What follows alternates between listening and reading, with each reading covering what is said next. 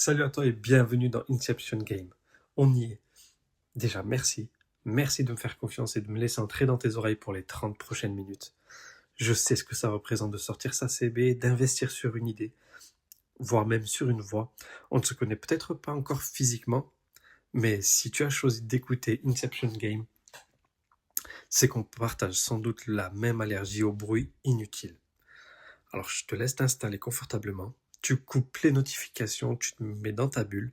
Ce qu'on va voir ensemble, c'est le fruit de mes nuits blanches, de mes échecs et de ce que j'ai compris de plus précieux sur la nature humaine.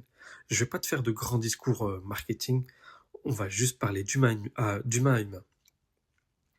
On va parler de ce qui se passe vraiment dans l'ombre, là où les décisions se prennent avant même que les mots soient prononcés. Tu sais, quand je regarde ce qui se passe sur les réseaux, j'ai parfois un petit pincement au cœur. Je vois des gens brillants, avec des offres magnifiques qui s'épuisent. Je les appelle les figurants.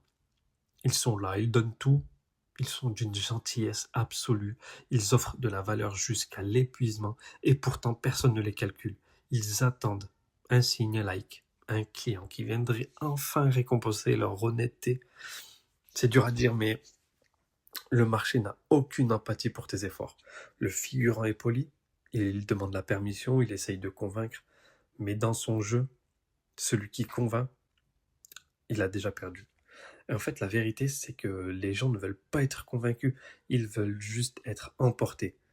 Ils ne cherchent pas une énième solution logique, ils cherchent quelqu'un qui comprend leur chaos intérieur.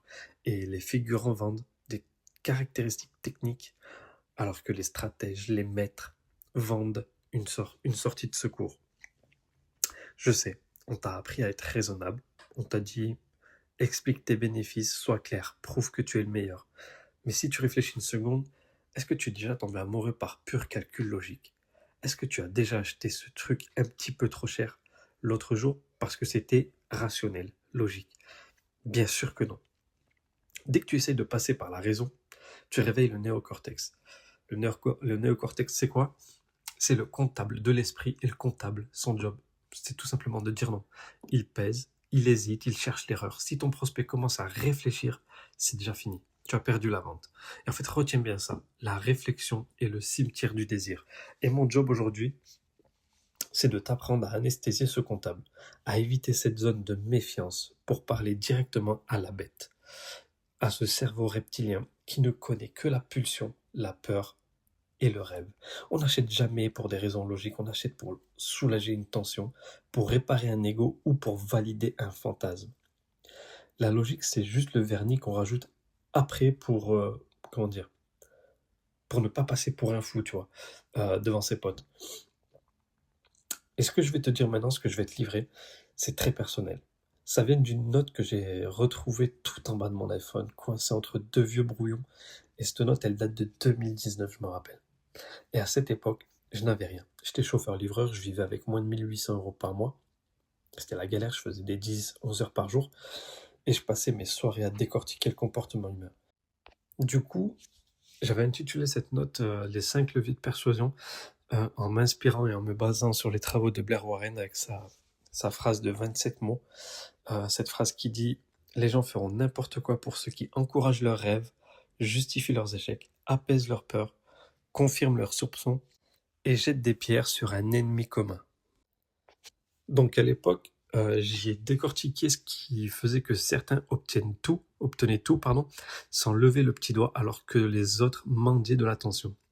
Et en la relisant, j'ai réalisé à quel point ces leviers étaient puissants, mais vraiment très puissants, presque dangereux, si tu n'as aucune éthique.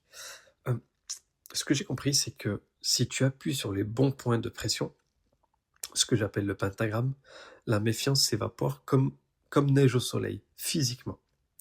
Le prospect ne se sent pas vendu, il se sent à la place compris comme jamais il ne l'a été. Et on va entrer dans le vif du sujet, on va parler d'inception, de comment planter une graine dans l'esprit de l'autre pour qu'il finisse par croire que l'envie d'acheter ton offre, est sa propre idée. On va se retrouver tout de suite dans la deuxième partie, je te dis à tout de suite.